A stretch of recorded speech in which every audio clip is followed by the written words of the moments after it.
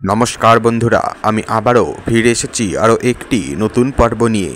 আজকের এই পর্বে আমরা আলোচনা করতে চলেছি অযোধ্যা রাম মন্দির নিয়ে। অযোধ্যা রাম মন্দিরে কি কি অলৌকিক ঘটনা ঘটছে তা নিয়ে আজকে বিশেষ আলোচনা করব, এবং এতে কিভাবে আমরা ভগবানের উপস্থিতির সংকেত পাই এও আমি আলোচনা করতে চলেছি।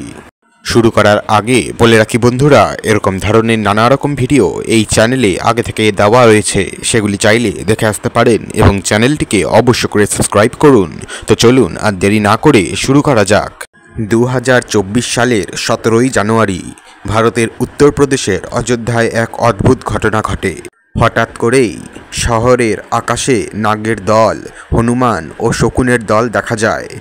এই ঘটনায় স্থানীয় মানুষ ও পর্যটকেরা হতবাক হয়ে যান। এই ঘটনার কারণ নিয়ে বিভিন্ন মতামত রয়েছে। কেউ কেউ মনে করেন এই ঘটনাটি রামায়ণ যুগের জীবন্ত প্রমাণ।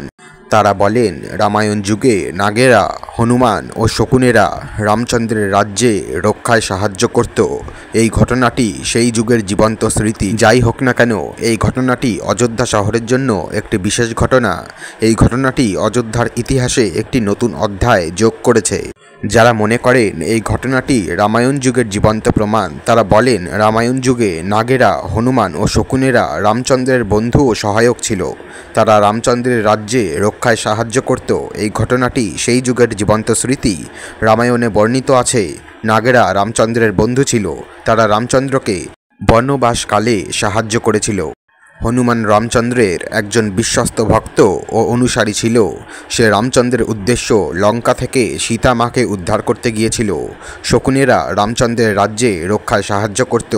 তারা রাবণ পক্ষের সৈন্যদের উপর হামলা করত। এই ঘটনাটি ঘটেছে রামচন্দ্রের জন্মভূমি অযোধ্যায়। এই ঘটনাটি ঘটেছে রামচন্দ্রের মন্দির নির্মাণের পর। এই ঘটনাটি ঘটেছে রামচন্দ্রের জন্মবার্ষিকীতে। এই সব ঘটনার মিলে মনে হয় এই ঘটনাটি রামায়ণ যুগের জীবন্ত প্রমাণ।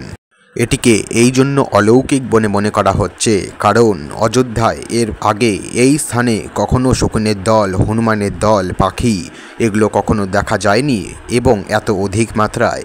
কিন্তু অযোধ্যায় মন্দির নির্মাণের পরে এই সব অতিরিক্ত মাত্রায় দেখা যাচ্ছে, যা বোঝাচ্ছে ঈশ্বরের উপস্থিতি, তার আগমন। সাম্প্রতিক সময়ে অযোধ্যা ধার্মিক উৎসাহ, আধ্যাত্মিকতা এবং ভক্তির কেন্দ্র হয়েছে। অসংখ্য ভক্ত এবং তীর্থযাত্রীর মধ্যে দুটি বৈশিষ্ট্যপূর্ণ গোষ্ঠী অত্যাধিক মনোনিবেশ অর্জন করে, নাগ সেনা এবং হনুমান চালিসা পাঠক। এই দুটি গোষ্ঠীর উপস্থিতি রাম মন্দিরের নির্মাণ এবং উদ্বোধনের চারপাশে একটি অদ্ভুত মাত্রা যোগ করেছে। নাগ সেনা একটি বিশ্বাসযোগ্য ব্যক্তিবর্গ সাপগুলির দিকে অদ্বিতীয় শক্তির প্রতীক হিসেবে পূজারাত্মক মূল্য অর্জন করে। সাপগুলি ভগবান শিব এর সাথে সংবদ্ধিত আছে এবং এগুলি ধার্মিক কথায় একটি গুরুত্বপূর্ণ অংশ রয়েছে। নাগ সেনার অযোধ্যায় উপস্থিতি তাদের মূল বিশ্বাসের সাথে ভূমির পবিত্রতা এবং তার মধ্যে রূপান্তর হয়। তারা অযোধ্যাকে মাত্র একটি ঐতিহাসিক নগর নয়, বরং একটি পবিত্র আবাস হিসাবে মান্যিত করে। আজকের জন্য এ পর্যন্তই বন্ধুরা, দেখা হচ্ছে পরের ভিডিওতে। অবশ্য করে চ্যানেলটিকে সাবস্ক্রাইব করুন এবং পাশে থাকুন। সুস্থ থাকবেন, ভালো থাকবেন, ধন্যবাদ।